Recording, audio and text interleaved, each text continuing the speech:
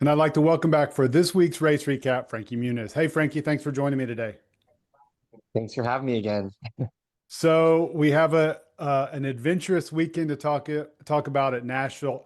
But before we get to that, I have to ask you about a couple of tweets. One of them I know is NASCAR related, the other one not so much. So let's start with the one that I'm not sure about. And that's the F Okay. Ticketmaster one, because I know I've seen NASCAR fans haven't been happy with Ticketmaster in the past. So kind of tell me, what was the basis of that first tweet? I spent probably about 2 hours the night before the race, so th Thursday night, trying to buy tickets for a Diamondbacks game. I want to take my family to a game, Yeah. and you have to sign in, you have to have an account, and then you got to have the authorization code, and like there's so many steps just to buy a ticket, and then you finally get to it, and you select the tickets, and it gives you like a 7 minute to check out thing, right? So I enter in my credit card, and it spins, and it goes, "Oh, we can't accept your payment at this time. Try another card." I'm like, "All right." So I do that, but then like your time is worn out, so then or gone out. So then you got to go and try to select the tickets that you want in that, it's really hard on your phone to like select the little blue dot. And I tried honestly like 4 or 5 credit cards and it kept saying it. Then it gave me a warning saying, "We suspect suspicious activity on your account because you've tried so many credit cards." And I was like, "What? I'm just trying to give you money." You know what I mean? Like, it shouldn't be so hard to give you money. I want to go to bed. So I ended up using StubHub instead. So Okay. All right. Now the other one that I know is NASCAR related was the post on X about the Days of Thunder and how you just wanted to have some kind of role in it. So I guess the question I have is, if you had a role, what would it be? oh man, I don't know. I keep hearing all this talk about how like, oh, it could happen, it could be a thing. And I'm like, look, obviously I don't I never expect to be in anything, you know what I mean? But I go like, it just makes sense. You know what I mean? Like Right. I'm the only one who's ever done both. Like let me, at least call me, Right. Um no, I don't know. I know obviously like with the remake of Top Gun, they did such an amazing job. Sometimes people are afraid of kind of bringing back. I mean, even what we did with Malcolm, like I see a lot of people online go like, "I hope they don't ruin it. I hope they don't ruin it." Right. Right. So I get that, but I know with Tom Cruise and the team that they would have involved in that, it would be pretty cool, and I would just love to be a part of it, just to have my two lives, like my two worlds collide. I think would be really cool, but I don't know. We'll see. Yeah. No, I was thinking about it when I saw your post. I thought that actually does make a lot of sense. All right, so let's go to Friday night. Before we get into any of the actual practice and qualifying, I have to ask you, there was one thing that I took note of. You started a conversation about boxers and briefs. So let's go with that. Boxers or briefs, or boxer briefs, I guess. Tell me about that. Well, this is so weird, but my whole life I've worn just regular boxers, right? Right. And recently, like actually while we started filming the production for a scene, I was in my underwear, so they gave me boxer briefs, and I wore them, and I was like, I think I like this. I think I like this. So like I've been pretty consistently for the past month or 6 weeks or so wearing boxer briefs. So I stay in my RV in Charlotte. And I had to go to Charlotte we filmed something for a sponsor for Ryder Truck. So I did um, a bunch of hours in the sim for that race that I still can't talk about yet, that I'm going to be doing soon. So, I was there for the day, but I don't bring any clothes. Like I don't like on the plane, I don't bring anything. I just have what I have on my RV. And because I haven't really been staying in the RV since I've made my transition to boxer briefs, I only had regular boxers. So I'm wearing boxers, too much information, but I'm wearing boxers, and I get in the car for practice and they just bunch up and are really uncomfortable. And I'm like, how did I live for so long not knowing that this doesn't have to be the case?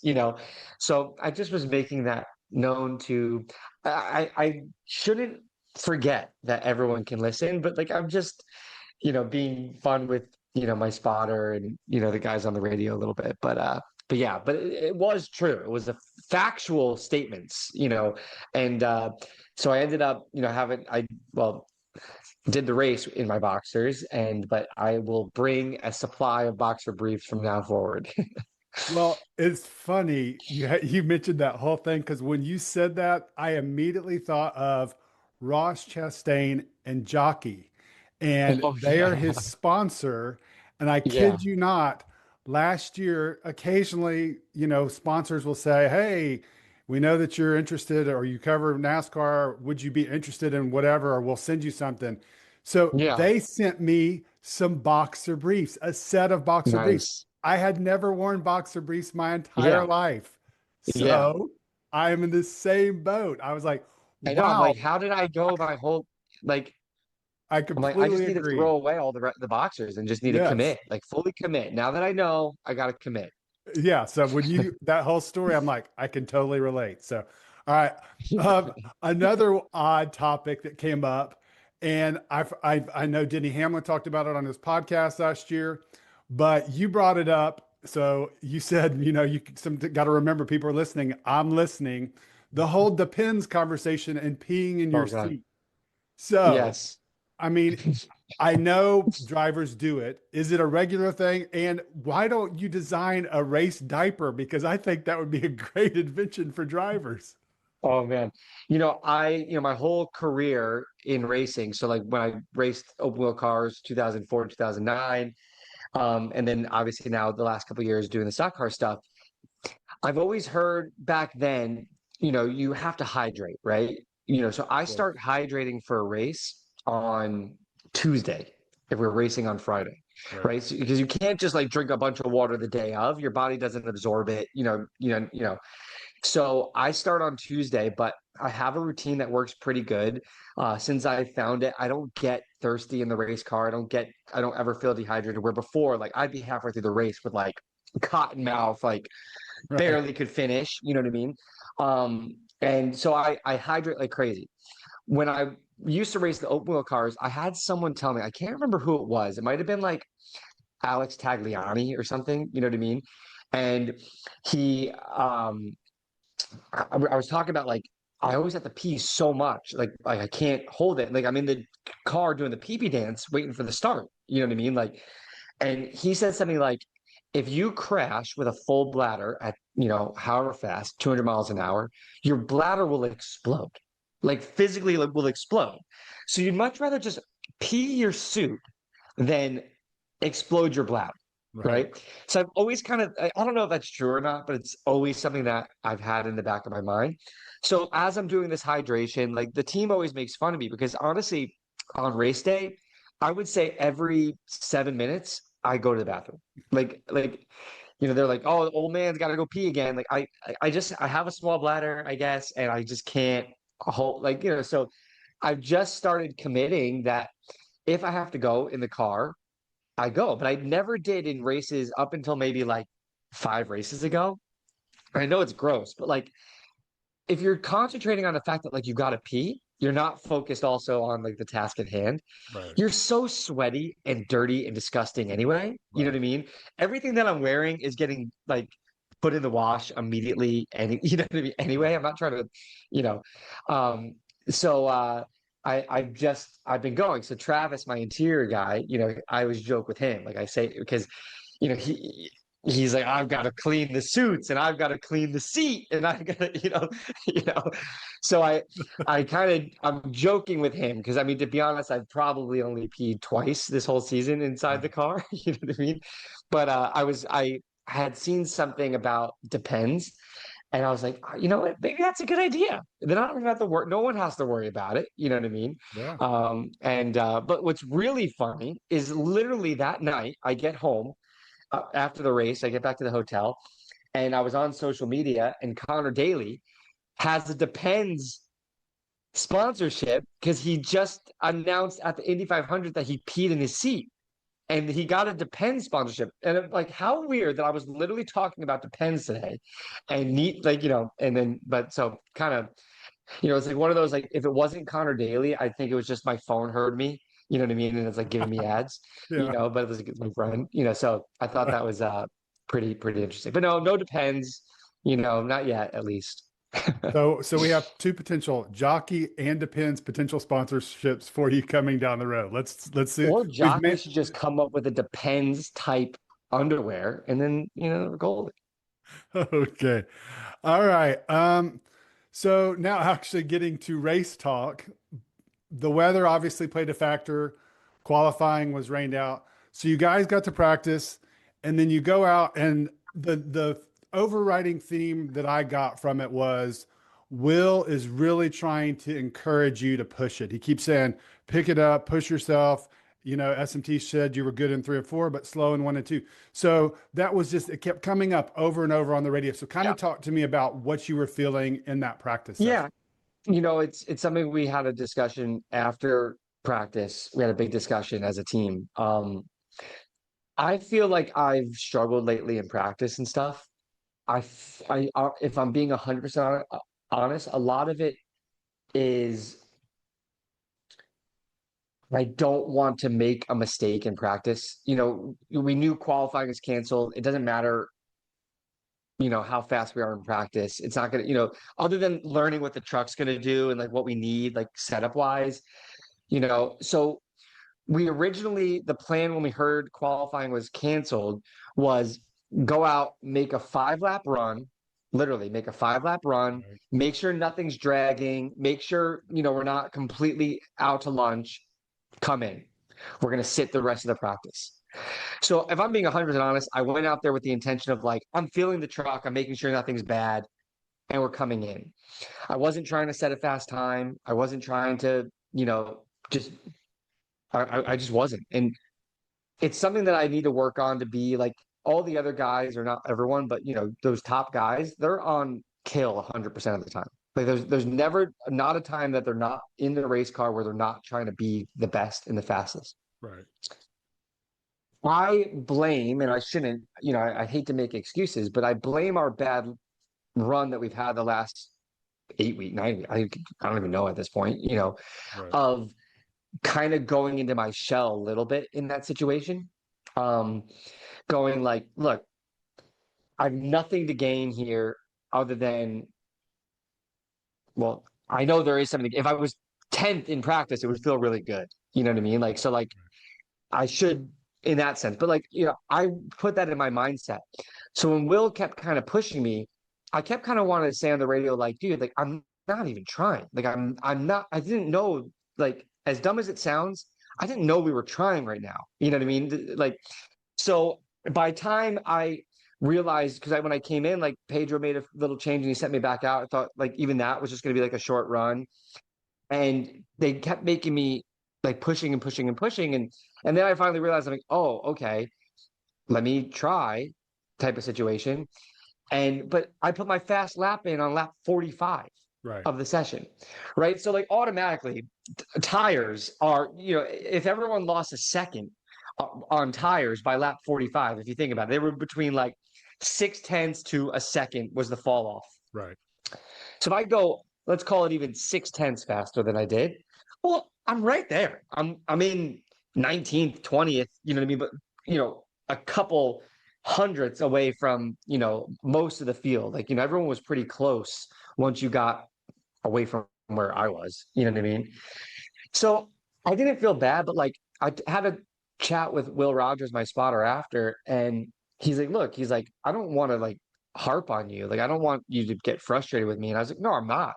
I wasn't. I go, a lot of it's just mindset right now. I'm in kind of like a conservation mode to just get us to the race, because like the way the rule is with NASCAR now, we can only bring one backup truck, right? Right. Where you used to be able, for the team, you used to be able to, everyone used to have their own. You could have your own, and you could have it pretty much completely set up, almost identical to your car. Like maybe it's not as good of a truck, but like if you had to go to it, it basically would be like you move over a few things and in 10 minutes you're ready to go. Right. Now you can't have a seat in it. You can't have any logos on it, no numbers on it. Like you can't have anything that is like an external component is on it. So like no ECU, like so it's really hard and takes a long time to switch the seat, to get everything in, to get it ready for the race. And it was only an hour before drive, like in between practice and like driver intros. There wouldn't be enough time.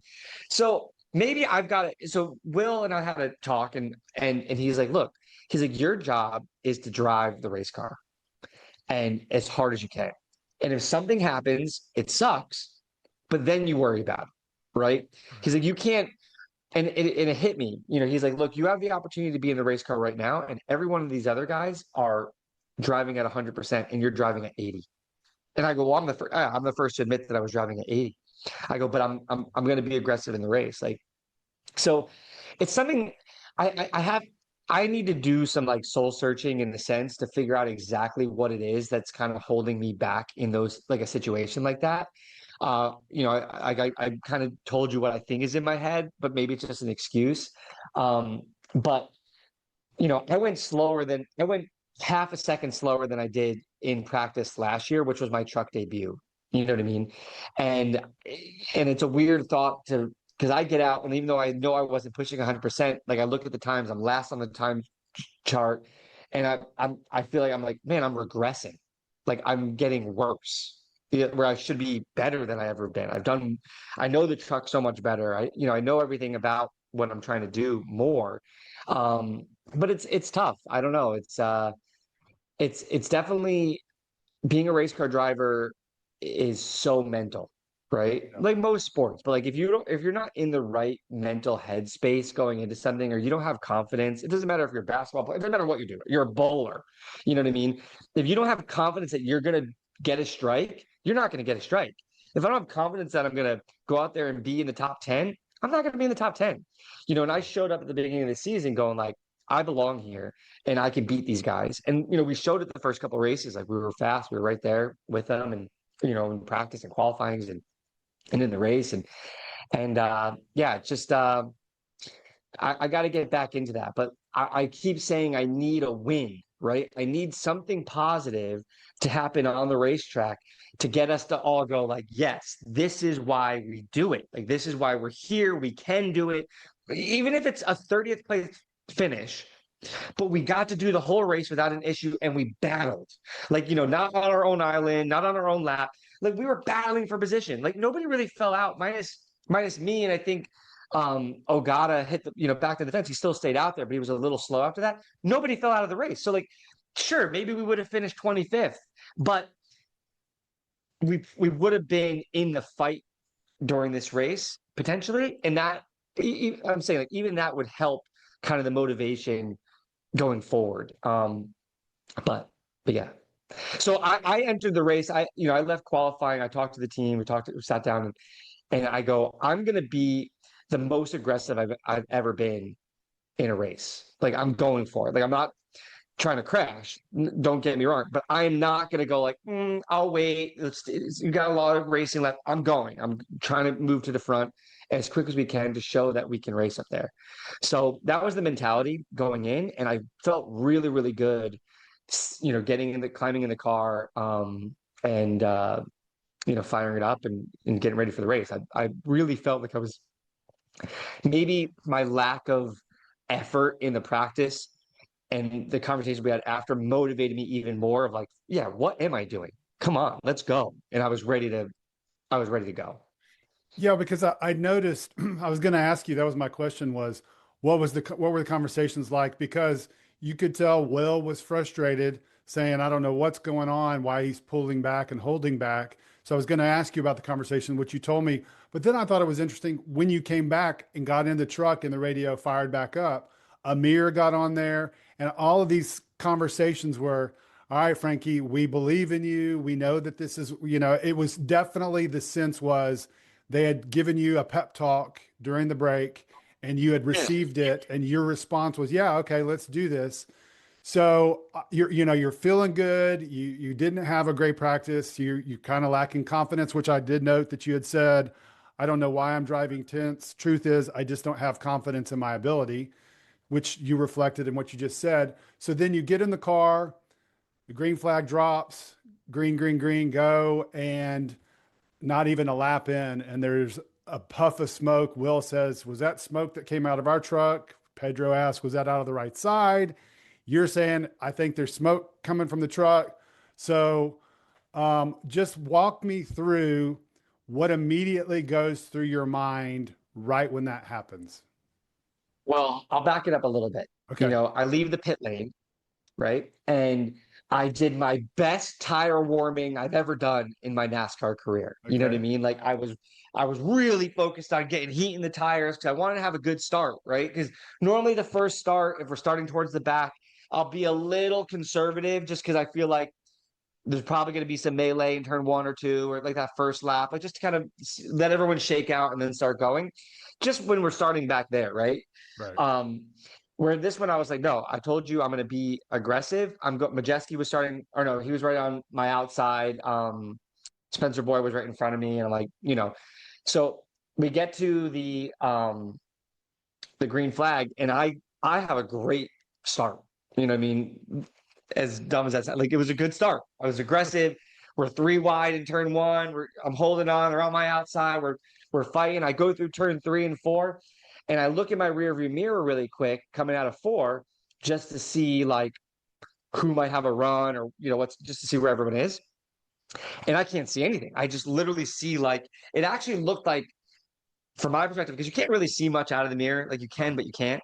It was just like it looked like sand. Like it was like tan. I don't know if it was smoke or I was like, oh, is the track just really dirty down here? Like in my brain, in those split milliseconds is what it was thinking. And then I go to turn 1 and I look and it's still like tons of smoke or whatever I thought it was. And then the yellow came out and I go, is that, I think I came out, I was like, am I smoking? Like, is that smoke coming out of my truck? Because like nothing was inside, right? It Right. wasn't like I've had smoke before, right? I've had stuff from a lot of smoke from the brakes or a tire rub or even from the engine. You see it, right? It kind of comes into the cockpit. I didn't have anything. I didn't see anything. But then I literally looked down and my oil pressure went, 50, 40, 30, 20, 0, and it was blinking red. And I go, I got zero oil pressure. So I turned it off and coasted into the pit lane. And yeah, I didn't even complete a lap basically, before the smoke happened. And but you don't know, I don't know what it is, right? I don't have enough experience of smoke to know what it may be. Right. So I get to the pit stall and they look and there's 32 trucks on the racetrack, right? 32 trucks. One hit something and it sliced the oil line. Me. Yeah. It was me. Um, so once again, nothing that we could have done differently. Nothing that the team did wrong. And I get so frustrated seeing people talk about the team. I really do, because none of this is because of them. None of it. And or, this wasn't 100%, but you don't get to tell that story. You know what I mean? Nobody knows. It's just my name's last place again. You know what I mean? Right. And I the team was really upset because as much as it affects me, it affects them, Sure. maybe even more, right? I'm lucky I have them. I just get to get in and drive. You know what I mean? That's the fun part. Right. They are working on these trucks so hard. They're doing, and we don't have, we're not a big team, right? So like there's I think 6 or 7 full-time guys in the shop. That's it. And they do all 3 trucks each week, where normally there'd be 6 or 7 guys or 10 guys per truck.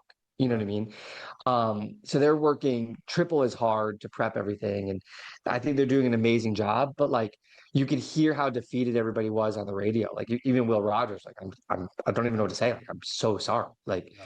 because it's just crazy. It's I didn't have emotion, happy or sad. I just, I pulled behind the wall and I sat in there for about 20 minutes before NASCAR made me get out. because you have a damaged vehicle policy. We tried to find a new oil line. We couldn't find one in time. We didn't have one, and then we asked a bunch of teams, but you know, we didn't get one in time, and we were done. So nice half a lap of a race. That half a lap was really good though. It was really good. Well, I want to I want to actually get to the details of what happened, but you talked about having no emotion. You said, just don't know. Well, Will said to you, man, I feel for you. And you said, just don't know what I'm supposed to do in life anymore.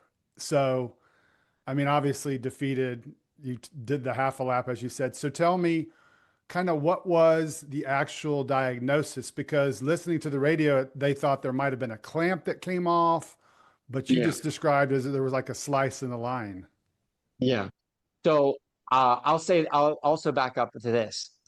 This week I changed everything that I do pre-race, Okay. right? I wore a different helmet. I wore different shoes. I wore different gloves. I'm like, I gotta mix it up. I gotta switch something up, you know, because what I've been doing in the past isn't working, you know. Maybe the helmet's bad luck. That's where my brain goes, right? Right. Switched everything up. So when it happened, at this point, as sad as it sounds, like I almost expected, like I definitely thought I'd at least get like a stage in. You know what I mean? Um, but the way our races have gone, like you're kind of just waiting for something to happen, which is Right. awful. I used to show up in any racing. And I say, like, when you're a race car driver, you feel invincible, right? There's a danger aspect. Things can happen. People crash. Engines blow up. Tires blow. There's issues on pit lane. But when you're in it, you feel so in control that, like, you go, well, it's going to happen to other people. It doesn't happen to me. Right. You know what I mean? And now, like, I feel like it only happens to me. You know what I mean? Um, so I know it's a bad mindset to go in like going, man, I hope we like people kept asking, like, what's your goal for the weekend? Like what's a good goal? And I go, I just want to finish. Like I just want to finish. That is not a good goal. Yeah. But for us, it'd be a huge accomplishment. You know what I mean? The way things have gone. So it's it's frustrating for sure. It's this is my chance, right? This is my one shot I got, essentially, uh, to prove to myself, to prove to everybody, to prove to the teams, to prove to everyone that I can do it.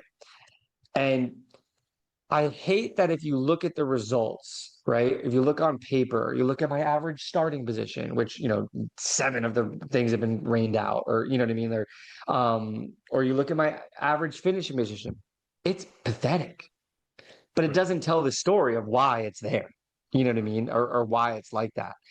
If I was out there and we were 35th and nothing went wrong and we were just 35th, that's easy to take because you can go, okay, I'm just not very good. You Right. know what I mean? Right. I don't feel like I've gotten the chance to show if I can do it or not.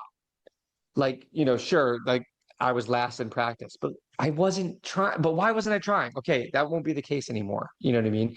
Because that's my opportunity to show that we have speed, right? I'm going to use that as like the audition. You know what I mean? To Right. to you know, um, but yeah, it's been definitely frustrating, because I see the effort that we're all putting in.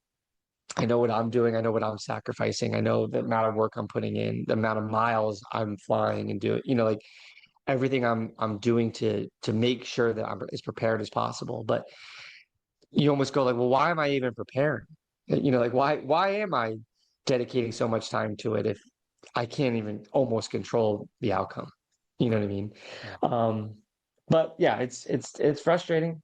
And I hate to say the same thing again to you. You know what I mean? I want to have a fun, excited conversation about battles on the racetrack or like, oh, we were passing Corey Heim and he wrecked us. Well, that'd be cool. You know what I mean?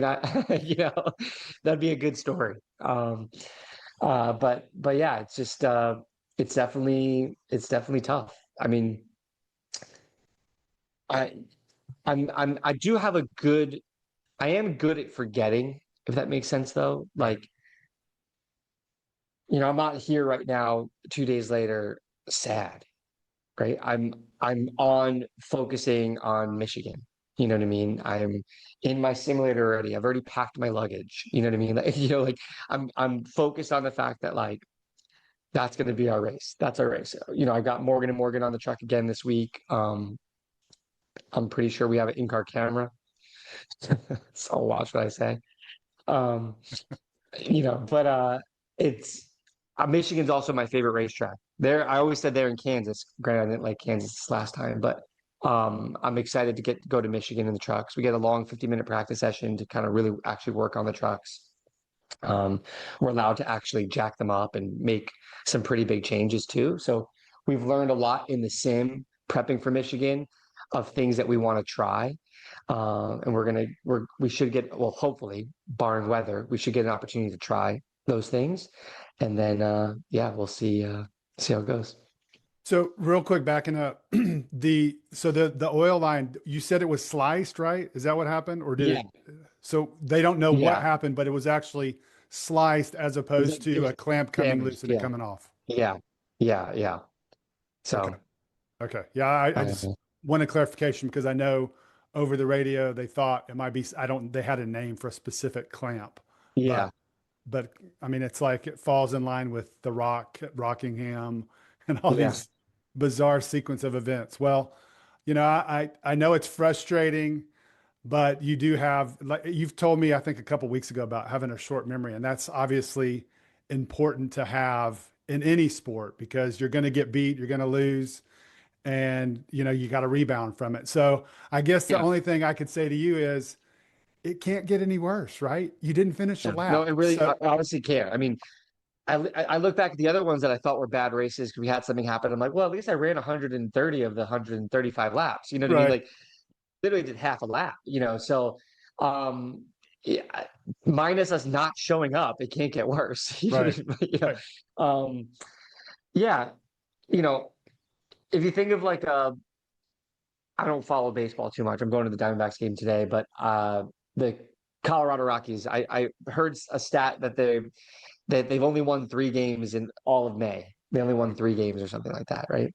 right, And if you think about how like sports mental, like that mental strength you need and the will to fight, you know, that those guys on that team have probably reached the point to where they're just showing up and going, we'll try. You know what I yeah, mean? But they're just collecting a check, essentially. You know what I right, mean? right, We'll get the #1 draft pick. You know what I mean? Like we'll start work. We're working on next year. You kind of just accept your faith in that your fate in that sense. I'm not saying that I'm doing that at all, but it is hard to like without having a result to feel like you can do it. right, That's the truth. right. And right now I am. It's a like a what do they call it? Like imposter syndrome. I'm not doubting myself, but I feel like an outsider again. I don't feel like I belong right now because I haven't have a chance to. So that's Right. the truth. Well, it was last week that you said you would like to do cartwheels on this week's episode because you got a top 20 finish. So maybe, just maybe, next week, just finish and then let the results fall where they may, right? Here's the positive about this last week. I watched my first truck race in person. Okay. I Yeah, was pretty that's a good excited. good point. Did you enjoy the show? I've never sat on a pit box for a truck race before. Got to do that. Okay. All right, Frankie. Well, I appreciate your time as always, and we'll look forward to talking to you next week for a recap of Michigan. Thanks, bud. Sounds good. We'll talk to you soon. Thank you.